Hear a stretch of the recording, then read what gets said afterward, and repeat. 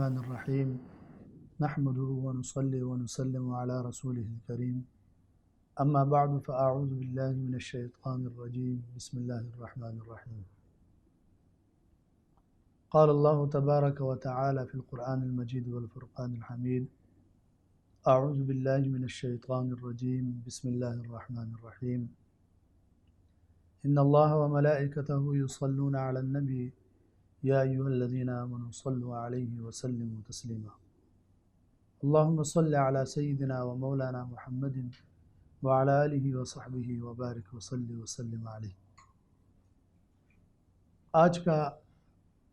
موضوع ہمارا حالت روزہ میں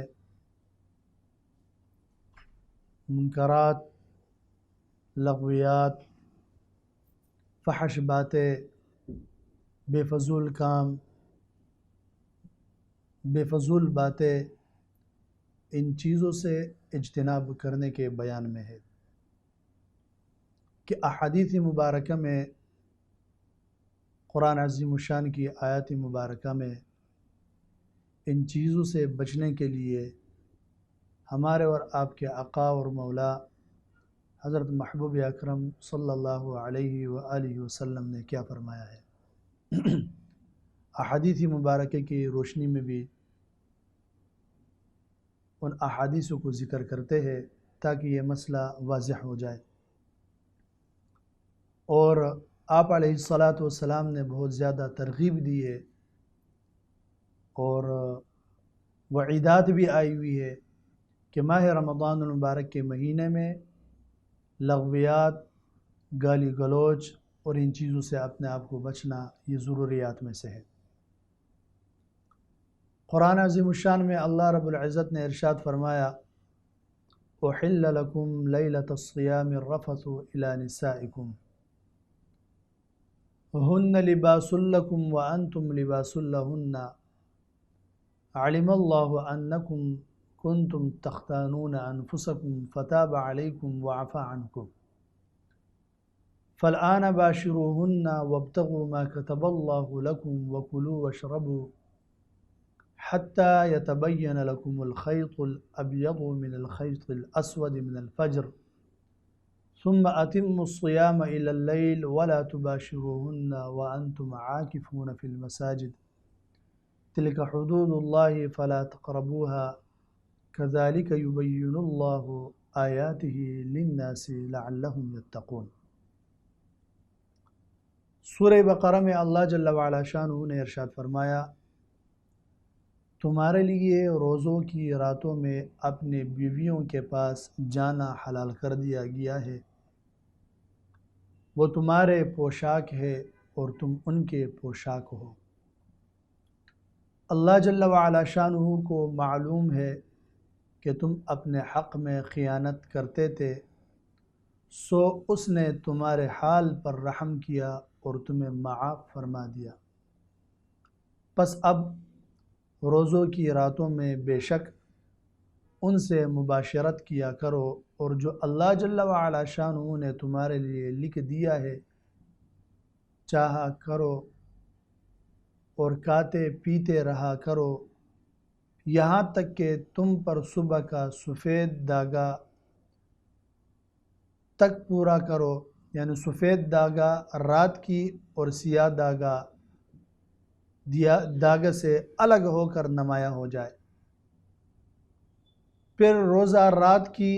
آمد تک پورا کرو، یعنی غروب آفتاب تک، اور عورتوں سے اس دوران شباشی نہ کیا کرو جب تم مسجدوں میں اعتکاف بیٹھے ہو۔ یہ اللہ جل وعلا شانہ کی قائم کردہ حدیں ہے، بس ان کے توڑنے کے نزدیک نہ جاؤ۔ اسی طرح اللہ جل وعلا شانہ لوگوں کے لیے اپنے آیتیں کھول کر بیان فرماتا ہے تاکہ وہ پرہیزگاری اختیار کرے۔ دوسری آیات مبارکہ میں اللہ رب العزت نے ارشاد فرمایا، اس آیات مبارکہ جو ہم نے تلاوت کی اس میں تو اللہ جل وعلا شانہ نے روزوں کی راتوں میں اپنی بیویوں کے پاس جانا حلال کر دیا۔ نمبر 2، اللہ رب العزت نے مؤمن مسلمانوں کے حال پر رحم فرمایا۔ وہ خیانت کرتے تھے تو اللہ رب العزت نے ان کو معاف فرمایا، رحم فرمایا۔ اللہ تعالیٰ کی رحمتوں کا اور کرم نوازیاں کی خیرات اور برکات اس آیت مبارکہ سے استدلال کرتے ہیں۔ دوسری کہ طلوع فجر سے لے کر غروب آفتاب تک یہ روزے کی ٹائم ہے، یہ روزے کی حالت ہے، اور پھر اس میں اعتکاف کی فضیلت بھی اور اعتکاف کے بارے میں بھی بات آئی ہے، تو اعتکاف کے حوالے سے بھی وہ مسائل بیان کریں گے اور اس کی فضیلت بھی بیان کریں گے۔ دوسرا آیات مبارکہ میں اللہ رب العزت نے ارشاد فرمایا، سورہ اعراف کا ہے، قل انما حرم ربی الفواحش ما ظہر منها وما بطن والاثم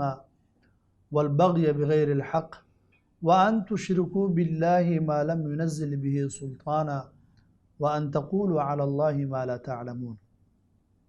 فرما دیجئے کہ میرے رب نے تو صرف بے حیائی کی باتوں کو حرام کیا ہے، جو ان میں سے ظاہر ہو اور جو پوشیدہ ہو، سب کو، اور گناہ کو اور ناحق زیادتی کو، اور اس بات کو کہ تم اللہ جل وعلا شانہ کا شریک ٹھہراؤ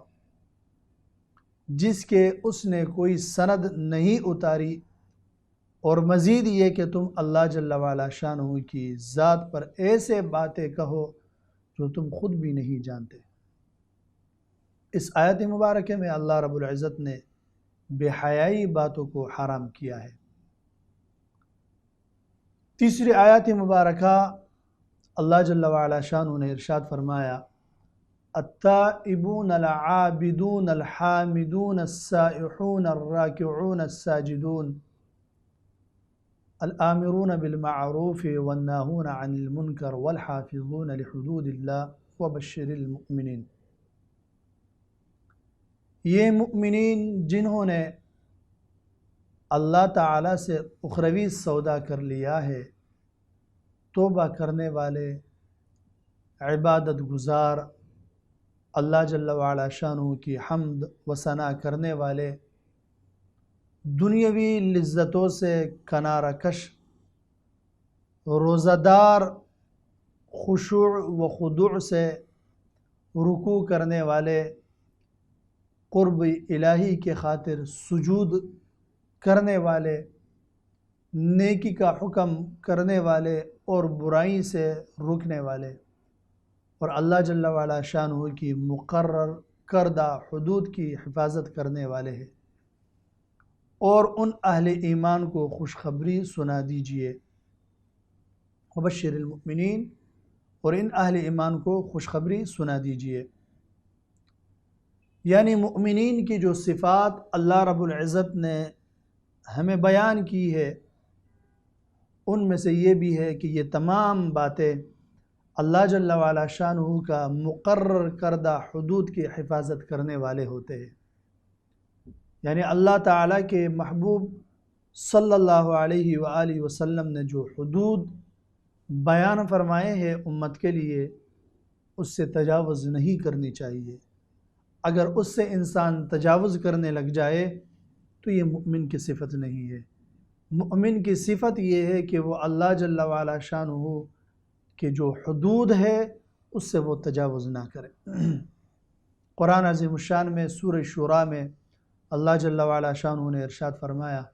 والذین یجتنبون کبائر الاثم والفواحش واذا ما غضبوا هم یغفرون۔ اور جو لوگ کبیرہ گناہوں اور بے حیائی کے کاموں سے پرہیز کرتے ہیں اور جب انہیں غصہ آتا ہے تو معاف کر دیتے ہیں۔ یعنی مؤمن کی صفت یہ ہے کہ وہ اپنے آپ کو گناہ کبیروں سے بھی بچائے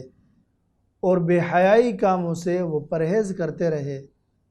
اور جب انہیں اگر غصہ آتا ہے تو وہ معاف فرما دیتے ہیں۔ یہ مؤمن کی صفت ہے کہ وہ اپنے آپ کو بے حیائی کاموں سے جو ہے وہ بچا کے رکھے۔ بخاری شریف اور ترمذی شریف کا حدیث مبارکہ ہے، راوی سیدنا حضرت ابو ہریرہ رضی اللہ تعالی عنہ ہے، آپ علیہ الصلاۃ والسلام نے ارشاد فرمایا من لم يدع قول الزور والعمل به فليس لله حاجة في ان يدع طعامه وشرابه۔ نبی کریم علیہ الصلاۃ والسلام نے فرمایا جو شخص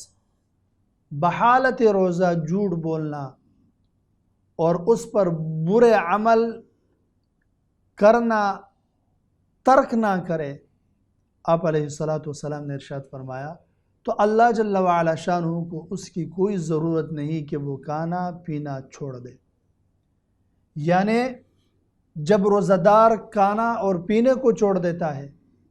اور اس کے ساتھ ساتھ وہ جھوٹ بولنا اور برے عمل کو نہیں چھوڑتا ہے تو اللہ رب العزت کو ایسے روزے کی کوئی ضرورت نہیں ہے۔ روزہ حدیث مبارکہ میں جو ہے کہ جو اس کی حفاظت کرے، اس کے حدود کا خیال رکھے، اس کی حفاظت اور اس کے حدود کا خیال رکھنا یہ ہے کہ انسان جھوٹ بولنا اور ایسا عمل جو کہ اس کے لیے ضروری ہے کہ وہ اس کو چھوڑ دے وہ نہ چھوڑے، مثال کے طور پر، تو ایسا روزہ بارگاہ الہی میں مقبول نہیں ہے۔ فرضیت تو ادا ہو جائے گی لیکن جو اس کی حفاظت کا کما حق طریقہ تھا اس نے اس کو چھوڑ دیا ہے، یہ اس سے محروم رہا۔ تو اللہ کے نبی کریم صلی اللہ علیہ وآلہ وسلم نے ارشاد فرمایا، اللہ کے محبوب نے ارشاد فرمایا کہ اللہ جل وعلا شانہ کو اس کی کوئی ضرورت نہیں ہے کہ وہ کھانا اور پینا جو ہے وہ چھوڑ دے۔ اسی طریقے سے متفق علیہ حدیث مبارکہ ہے، نبی کریم علیہ الصلاۃ والسلام نے ارشاد فرمایا، ہمیں تعلیم دی کہ روزے کی حالت میں کیا کرنا چاہیے، روزے کی حالت میں کیا عمل ہمیں کرنا چاہیے، روزے کی حالت میں اگر آپ سے کوئی لڑائی کرے، آپ سے کوئی جھگڑا کرے تو آپ کو کیا کرنا چاہیے۔ آپ علیہ الصلاۃ والسلام نے ارشاد فرمایا کہ روزہ ڈال ہے، فلا یرفث ولا یجہل۔ آپ علیہ الصلاۃ والسلام نے ارشاد فرمایا پس روزہ دار نہ فحش کلامی کرے نہ جہالت کی باتیں کرے۔ آپ علیہ الصلاۃ والسلام نے ارشاد فرمایا وَإِنِ امْرُؤٌ قَاتَلَهُ أَوْ شَاتَمَهُ فَلْيَقُلْ إِنِّي صَائِمٌ مرتين۔ اگر آپ سے کوئی لڑے یا آپ کو کوئی گالی دے تو آپ اسے کہو، 2 مرتبہ کہو کہ میں روزہ دار ہوں۔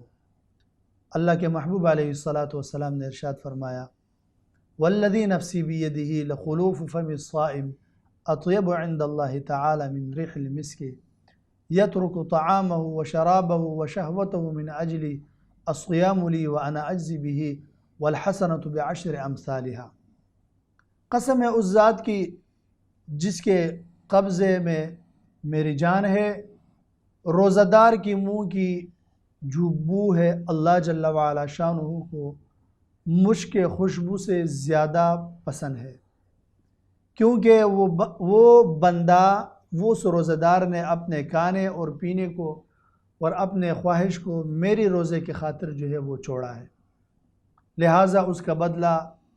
میں خود دوں گا اور ہر نیکی کا جزا اس سے 10 گنا ہے۔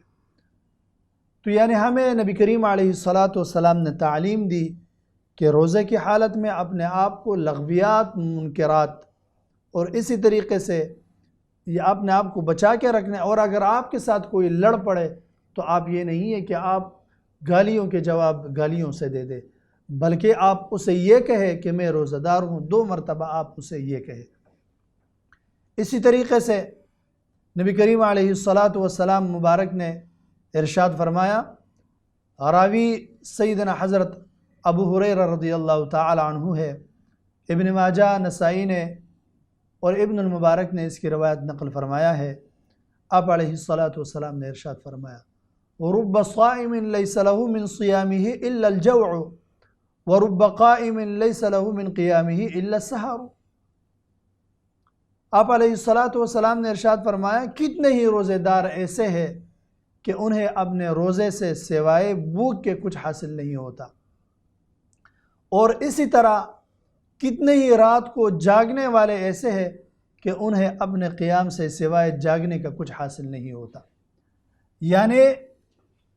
نبی کریم علیہ الصلاۃ والسلام مبارک نے دو چیزیں بیان فرمائی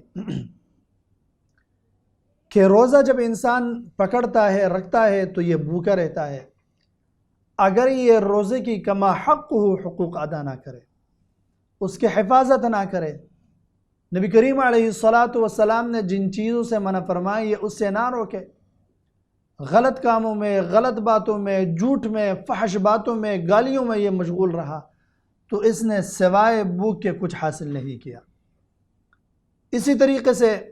حدیث مبارکہ کے دوسرے جملے کی طرف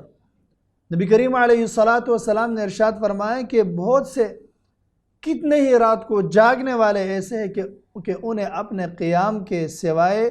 جاگنے کا کچھ حاصل نہیں ہوتا۔ رات کو اٹھ کر عبادت تو کرتے ہیں لیکن وہ ایسے جاگتے رہتے ہیں، اس پر ان کو ثواب مرتب نہیں ہوتا۔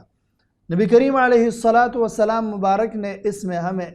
اخلاص کے بارے میں اشارہ فرمایا کہ اخلاص کتنا ضروری ہے۔ ریا سے اپنے آپ کو بچا کے رکھنا ہے، راتوں کو اٹھ کر اللہ رب العزت کی عبادت کرنا اس لیے تاکہ اللہ جل وعلا شانہ آپ سے راضی ہو جائے، نہ کہ یہ کہ آپ راتوں کو اٹھ کر لوگوں کو دکھائے کہ میں تو اللہ رب العزت کی عبادت کرتا رہتا ہوں۔ لوگوں کو دکھانا نہیں ہے، اگر آپ نے دکھانا شروع کر دیا، ریاکاری شروع کر دی تو سوائے جاگنے کے آپ کو کچھ نہیں ملے گا۔ اخلاص بہت زیادہ ضروری ہے، ہر عمل میں اخلاص بہت زیادہ ضروری ہے۔ اس لیے روزے کی بارے میں اللہ کے محبوب صلی اللہ علیہ وسلم نے ارشاد فرمایا کہ اللہ جل وعلا شانہ کے ارشاد ہے کہ روزہ میرے لیے ہے اور اس کی جزا میں دوں گا۔ روزے کے اندر جو ہے وہ پھر ریاکاری نہیں ہے، فعل میں ریاکاری نہیں، ہاں قول میں ہے۔ اگر آپ کسی سے یہ کہے کہ ہاں میں نے روزہ رکھے، میں نے یہ کیا ہے، میں نے وہ کیا ہے، قول میں ریاکاری آ سکتا ہے لیکن فعل میں ریاکاری نہیں ہے۔ باقی جتنے بھی اعمال ہیں اس کے افعال میں ریاکاری آ سکتا ہے، تو اخلاص بہت زیادہ ضروری ہے۔ امام غزالی رحمۃ اللہ تعالی علیہ احیاء العلوم میں ایک حکایت نقل فرماتے ہیں کہ بنی اسرائیل میں ایک عابد گزار تھا، عبادت کرنے والا تھا، اللہ تعالی کی عبادت کرتا تھا۔ کوئی شخص آیا اس کے پاس اور کہا کہ فلانی مقام پر کچھ لوگ ہیں جو درخت کی عبادت کرتے ہیں۔ وہ شخص، وہ موحد اللہ کی عبادت کرنے والا اٹھا، کلہاڑی اٹھایا اور جانے لگا۔ راستے میں شیطان جو ہے اس کے پاس انسان کی شکل میں آیا اور کہا کہ آپ کہاں جا رہے ہو؟ اس نے کہا کہ مجھے کسی نے یہ کہا ہے کہ فلانی جگہ پر، فلانی مقام پر درخت کی عبادت کرنے والے لوگ ہیں، تو میں جا رہا ہوں، اس درخت کو جڑ سے کاٹ دوں گا تاکہ لوگ اس کی عبادت نہ کریں، اللہ رب العزت کی عبادت کرے۔ شیطان نے کہا کہ کیا ضرورت ہے جانے کی، آپ اس کو کاٹ دیں گے، لوگ پھر دوسری جگہ چلے جائیں گے۔ شیطان اور یہ عبادت گزار آپس میں لڑ پڑے۔ عابد نے اس شیطان کو اٹھایا اور زمین پر پھینک دیا اور اس کے سینے پر بیٹھا رہا، یعنی وہ عابد اس کے اوپر جو ہے غالب رہا، اور وہ جو کیا تھا، مثال کے طور پر شیطان تھا، وہ مغلوب رہا۔ شیطان نے ایک حیلہ اس کے سامنے رکھا اور کہا کہ دیکھو، آپ عبادت کرنے والے ہو، عابد گزار ہو، آپ کے ساتھ بہت سے لوگ تعلق رکھنے والے ہیں، آپ خود بھی فقیر ہو، لہٰذا آپ ایسا کیجئے، آپ ہر نماز کے بعد جو عبادت آپ کرتے ہو، آپ کی جو مثال کے طور پر جو عبادت کی جگہ ہے، آپ کے جائے نماز کے نیچے اتنے پیسے پڑے ہوں گے، آپ ان پیسوں کو اپنے آپ پر بھی خرچ کیا کرے، باقی لوگوں کے اوپر بھی خرچ کیا کرے، اس میں آپ کو زیادہ ثواب ملے گا۔ شیطان نے اسے ورغلایا اور ان کے باتوں میں آیا، یہ دوبارہ آیا، اپنی جگہ پر عبادت کرتا رہا۔ اس درمیان میں کئی دن گزر گئے، شیطان پیسہ رکھتے رہا، لیکن جب وہ پیسہ رکھنا اس نے چھوڑ دیا، یہ آدمی نے پھر دوبارہ کلہاڑی اٹھایا اور وہاں سے نکل پڑا۔ راستے میں پھر شیطان ملا، پھر ان کے درمیان میں وہی مکالمہ ہوا، یہ لڑ پڑے۔ اب اس مرتبہ شیطان نے اس کو گرایا، شیطان اس کے سینے پر بیٹھا رہا۔ اس عابد نے کہا کہ آپ وہی شخص ہو، وہی آدمی ہو، پہلی مرتبہ میں غالب رہا، آپ مغلوب تھے، اور آپ اس مرتبہ آپ غالب ہے، میں مغلوب ہوں۔ تو شیطان نے کہا کہ پہلی مرتبہ جب آپ نکلے تھے آپ غالب تھا اور میں مغلوب تھا، آپ کے عمل کے اندر اخلاص تھا۔ اس اخلاص کی برکت یہ تھی کہ اللہ رب العزت نے آپ کو قوت عطا فرما دی مجھ پر، اور اب جب آپ نکلے ہو تو آپ کے اندر آپ کے عمل میں وہ اخلاص نہیں ہے، جس کی سبب کے بنا پر اللہ رب العزت نے آپ سے اس قوت کو ختم کر دیا۔ اب میں غالب رہا اور تو مغلوب رہا۔ تو نبی کریم علیہ السلام مبارک نے ہمیں اس حدیث مبارکہ میں یہ بتلایا کہ رب قائم لیس لہ من قیامہ الا السحر، کہ بہت سے لوگ، زیادہ سے لوگ ایسے ہیں کہ جو راتوں کو اٹھ کر عبادت کرتے ہیں، سوائے جاگنے کے ان کو جو ہے وہ کچھ نہیں ملتا۔ تو لہٰذا راتوں کو اٹھ کر عبادت کرنے کے ساتھ ساتھ ضروری یہ ہے کہ انسان اخلاص کو قائم اور دائم رکھے، اخلاص کے مادے کو لے لے۔ اگر اخلاص نہیں ہوگا تو پھر وہ رات کو اٹھنا آپ کے لیے جو ہے وہ بے فائدہ ہے۔ اسی طریقے سے نبی کریم علیہ السلام نے یہ ارشاد فرمایا وَرُبَّ صَائِمٍ لَيْسَ لَهُ مِنْ صِيَامِهِ إِلَّا الْجَوْعُ، کہ بہت سے روزے دار ایسے ہوتے ہیں جو اپنے آپ کو بھوکے رکھتے ہیں، سوائے بھوک کے انہیں کچھ حاصل نہیں ہوتا۔ یعنی لازم ہے ہم پر اور آپ پر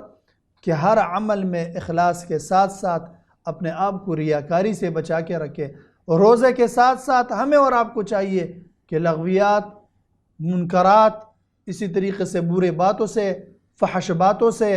گالیوں سے اپنے آپ کو بچا کے رکھے۔ اگر ہم اور آپ اپنے آپ کو بچا کے رکھیں گے تو ہمارے روزہ اللہ رب العزت کی دربار میں قبول اور منظور ہوگا۔ ایک بریک کی طرف چلتے ہیں، مزید وضاحت اس کے بارے میں بیان کریں گے۔ السلام علیکم رحمۃ اللہ تعالی وبرکاتہ۔ رحمۃ اللہ تعالی وبرکاتہ ومغفرتہ۔ Welcome back. حدیث مبارکہ میں نبی کریم علیہ السلام کے ارشاد ہے، ابن ماجہ اور اسی طریقے سے دارمی نے اس روایت کو ذکر فرمایا ہے۔ حضرت ابو ہریرہ رضی اللہ تعالیٰ عنہ ارشاد فرماتے ہیں کہ آپ علیہ السلام نے ارشاد فرمایا کم من صائم لیس لہ من صیامہ الا الظماء وکم من قائم لیس لہ من قیامہ الا السحر، رواہ الدارمی۔ وفی روایت کم من صائم لیس لہ من صیامہ الا الجوع وکم من قائم لیس لہ من قیامہ الا السحر، رواہ احمد۔ حضرت ابو ہریرہ رضی اللہ تعالیٰ عنہ روایت کرتے ہیں کہ نبی کریم صلی اللہ علیہ وآلہ وسلم نے ارشاد فرمایا کتنے ہی روزے دار ایسے ہیں جن کو ان کے روزوں سے پیاس کے سوا کچھ حاصل نہیں ہوتا ہے، اور کتنے ہی راتوں کو قیام کرنے والے ایسے ہیں جن کو ان کے قیام سے سوائے جاگنے کے کچھ حاصل نہیں ہوتا۔ دارمی نے اس حدیث مبارکہ کو نقل فرمایا ہے، اور امام احمد کی روایت میں ہے کہ کتنے ہی روزے دار ایسے ہیں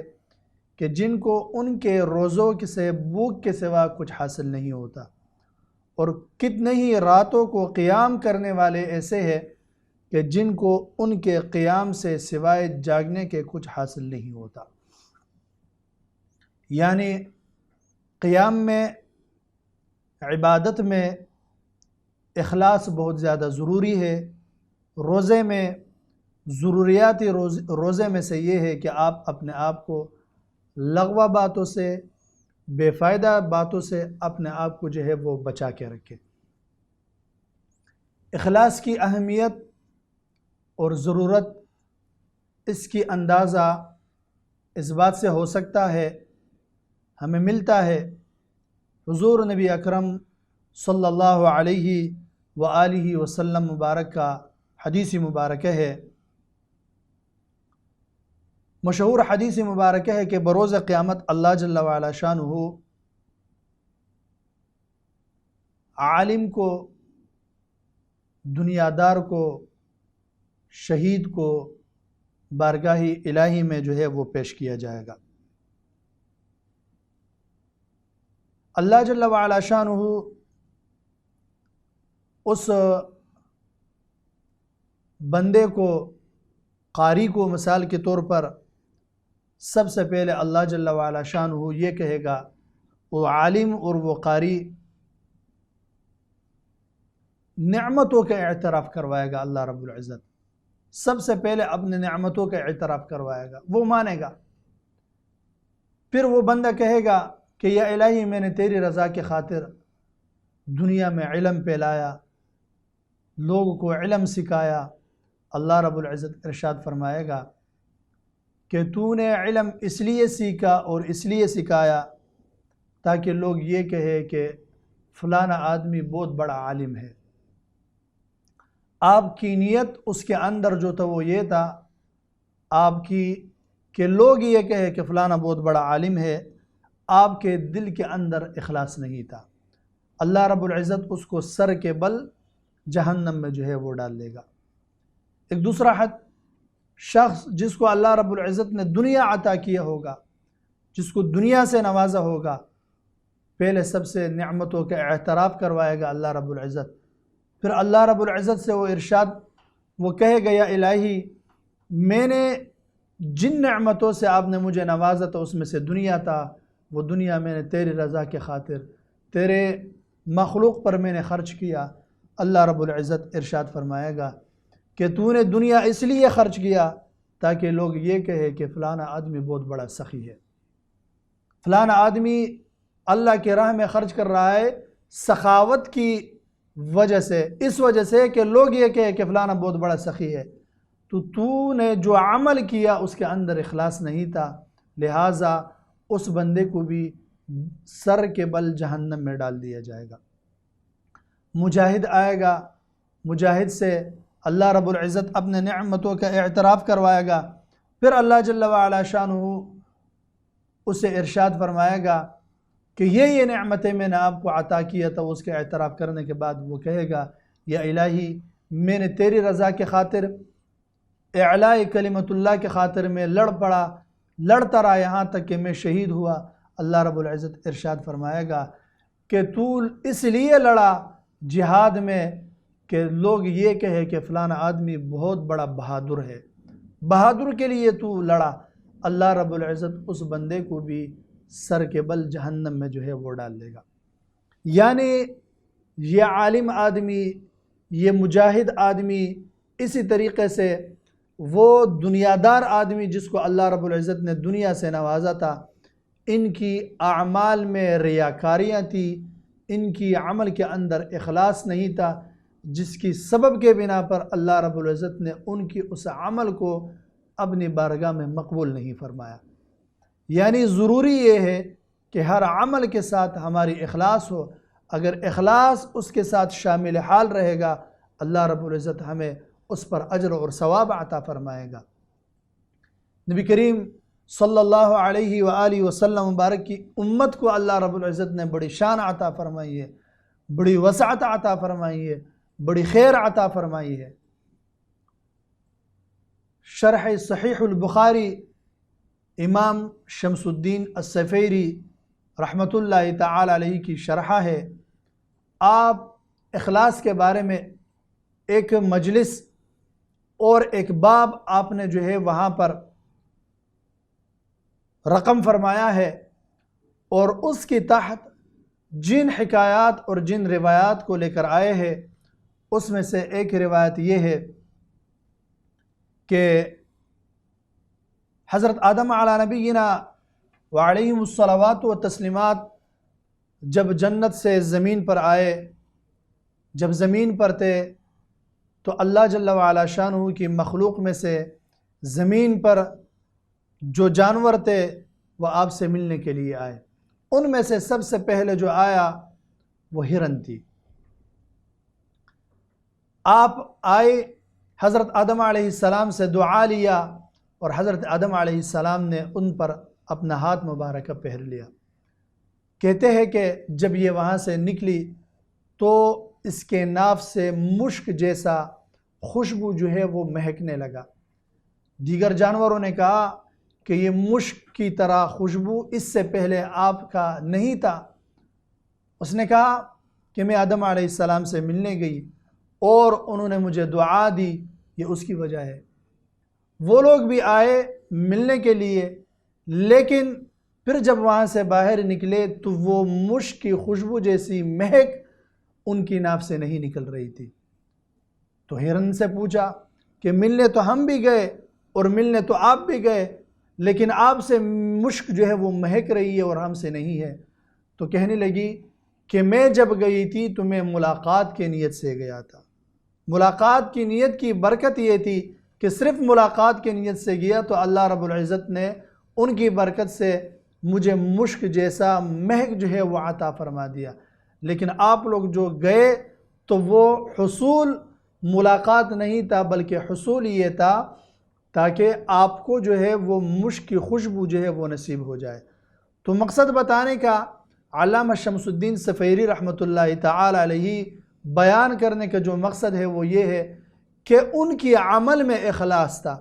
اور اخلاص کی برکت کی وجہ سے اللہ رب العزت نے اس کو یہ مشک جیسا مہک جو ہے وہ عطا فرما دیا۔ باقی جو تھا ان کے اندر اخلاص نہیں تھا، یعنی عمل میں اخلاص بہت زیادہ ضروری ہے۔ امام غزالی رحمۃ اللہ تعالی علیہ ارشاد فرماتے ہیں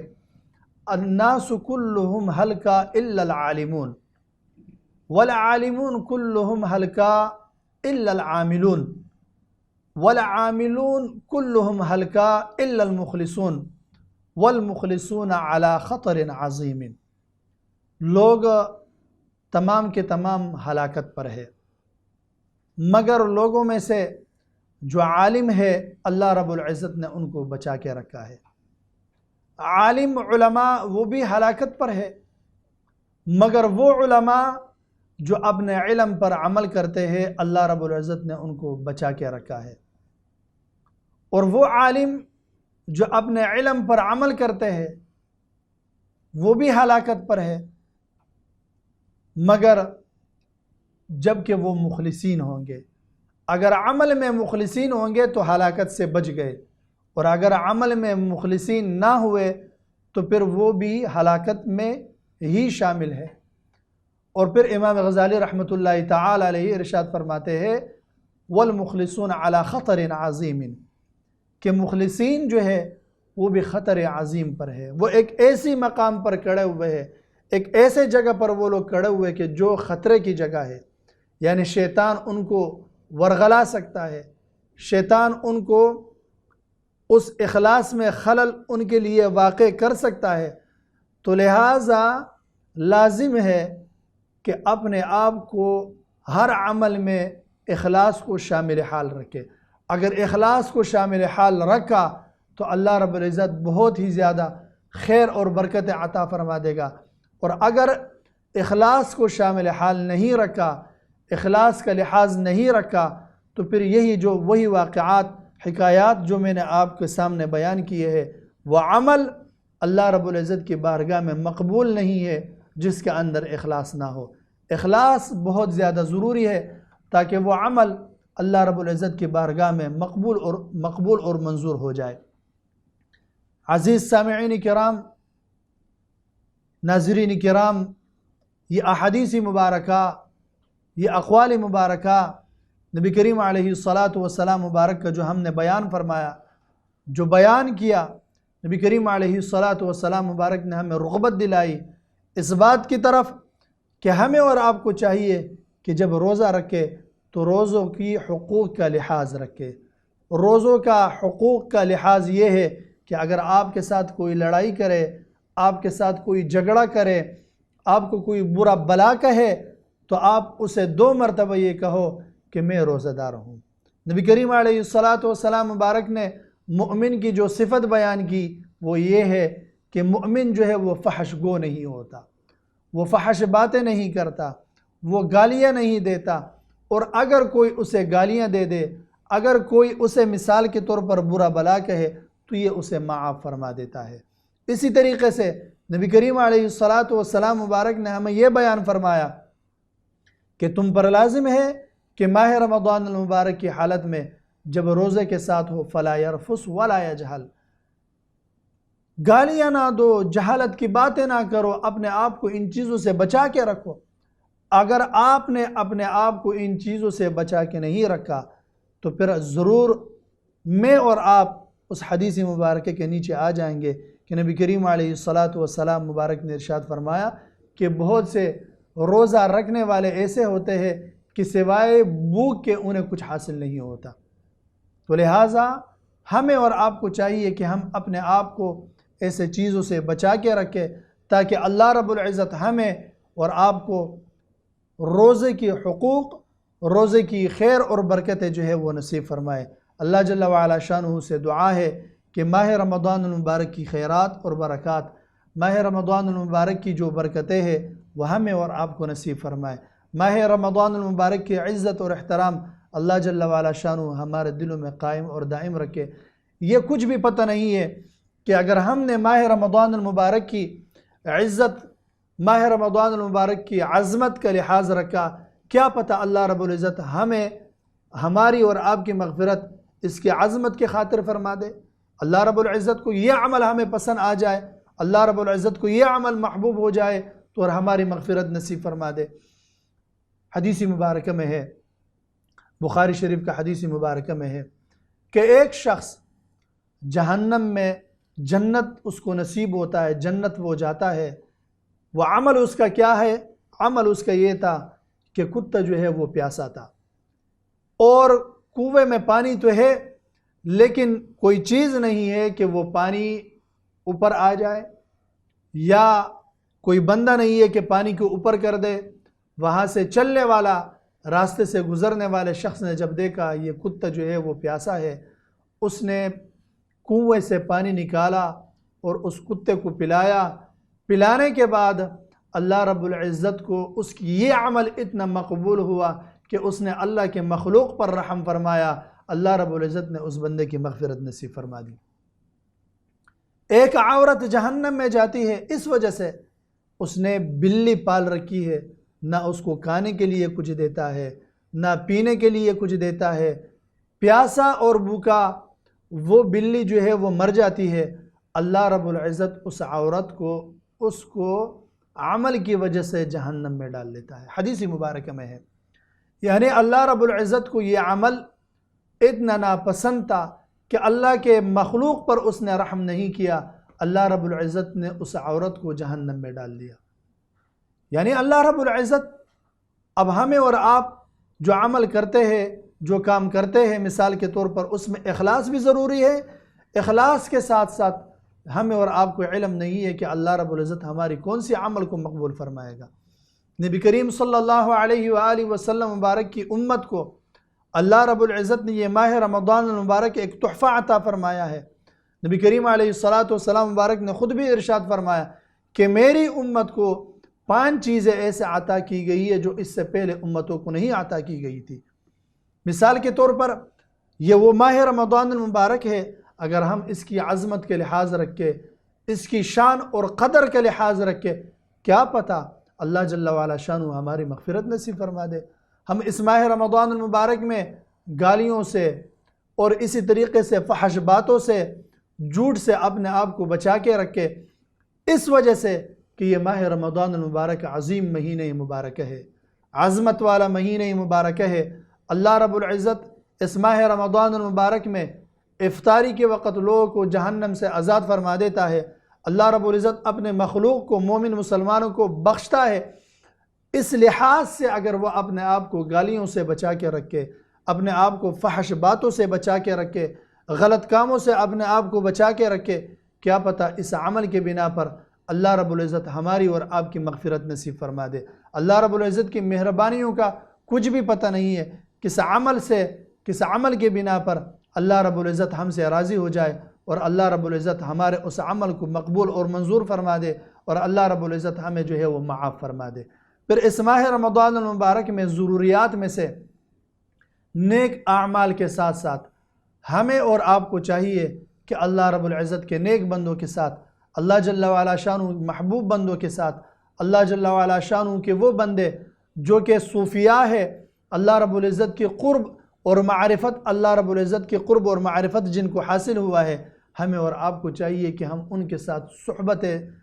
ان کے ساتھ بیٹھ جائے، ان کی مجلس میں بیٹھ جائے۔ صوفیاء کرام رضوان اللہ تعالی علیہم اجمعین، اللہ رب العزت کے اولیاء کرام خصوصاً اس میں سے صاحبان نقشبند رضوان اللہ تعالی علیہم اجمعین ارشاد فرماتے ہیں کہ یک زمانہ صحبت با اولیاء بہتر از 100 سالہ طاعت بیریا، کہ ایک ساعت ایک گھڑی اللہ رب العزت کے اولیاء کرام رضوان اللہ تعالی علیہم اجمعین کے ساتھ گزارنا یہ بہتر ہے ان 100 سال کے عبادت سے جس کے اندر ریاکاری نہ ہو۔ یعنی اللہ رب العزت کے نیک بندو، محبوب بندے، ان کی مجلس میں جب کوئی بیٹھ جائے تو اللہ رب العزت کے محبوب صلی اللہ علیہ وآلہ وسلم کے ارشاد مبارک ہے ان لوگوں کے لیے ہے۔ آپ علیہ الصلاۃ نے ارشاد فرمایا ہم قوم لا یشقی بہم جلیسہم، کہ جو ان کے ساتھ بیٹھ جائے تو وہ بدبخت نہیں ہوتا بلکہ وہ نیک بخت ہوتے ہیں۔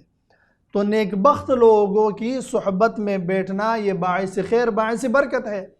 پھر خصوصاً ماہ رمضان المبارک میں اللہ رب العزت کے نیک بندوں کے ساتھ، صالحین بندوں کے ساتھ بیٹھنے میں سعادت ہے اور خیر اور برکت ہے۔ حضرت شیخ شہاب الدین سروردی رحمت اللہ تعالی علیہ ارشاد فرماتے ہیں، عوارف المعارف میں آپ نے اس بات کو وہ نقل فرمایا ہے کہ اللہ رب العزت نے ایک سام کو پیدا کیا ہے۔ اس سام کی نظروں میں اللہ رب العزت نے یہ قوت ڈالی ہے کہ اگر وہ کسی کی طرف، کسی چیز کی طرف نگاہ لگا کر دیکھ لے تو ان کی نظروں میں اتنی قوت ہے کہ وہ چیز بالکل راکھ ہو جاتا ہے، آگ لگ جاتی ہے، راکھ ہو جاتا ہے۔ اگر اللہ رب العزت نے سام کے اندر یہ طاقت رکھی ہے تو اللہ رب العزت نے اپنے محبوب بندے، اپنے نیک بندے، اپنے مقربین بندے، عارفین بندے، ان کی نظروں میں بھی یہ طاقت رکھی ہے کہ اگر وہ کسی کے اوپر نظر ڈال دے تو اللہ رب العزت اس نظر کی برکت سے اس کی دل کے اندر خیرات اور برکات ڈال دیتا ہے، اس کا دل منور ہو جاتا ہے۔ اللہ رب العزت کی محبت، اللہ جل وعلا شانہ کی دین کی محبت، حضور اکرم صلی اللہ علیہ وآلہ وسلم مبارک کی محبت اس کے دل میں راسخ ہو جاتا ہے۔ امام عبد الوہاب الشعرانی رضی اللہ تعالی عنہ ارشاد فرماتے ہیں، الاجوبۃ المرضیہ آپ کی کتاب ہے، آپ اس کے اندر لکھتے ہیں ان من نظر الى ولی معتقدا فقد سعد ومن نظر الیہ ولی فقد سعد واسعد، کہ اگر کوئی بندہ کسی ولی اللہ کو دیکھے، کسی بندے کی نظریں اللہ رب العزت کے اولیاء کرام پر پڑ جائے، اس حال میں کہ اس کے دل کے اندر اولیاء کرام کا عزت کا لحاظ ہو تو یہ آدمی نیک بخت ہو جاتا ہے۔ اور اگر اللہ رب العزت کے ولی کی نظریں اس بندے کے اوپر پڑ جائے تو وہ نیک بختوں کا نیک بخت بن جاتا ہے۔ یعنی ماہ رمضان المبارک میں خصوصاً ہمیں اور آپ کو یہ چاہیے کہ اللہ رب العزت کے نیک بندوں کی صحبت میں بیٹھ جائے۔ اگر ہماری نظریں ان پر پڑی تو یہ ہمارے لیے سعادت ہے، اور اگر ان کی نظریں ہمارے اوپر پڑ جائے تو ہم نیک بختوں کا نیک بخت بن جائیں گے۔ اس لیے نبی اکرم صلی اللہ علیہ وآلہ وسلم مبارک نے اسی طرف اشارہ کر کے فرمایا کہ یہ ایک ایسی قوم ہے کہ جو ان کے ساتھ بیٹھ جائے تو وہ بدبخت نہیں ہوتا بلکہ وہ نیک بخت ہوتا ہے۔ اللہ رب العزت ہمیں اور آپ کو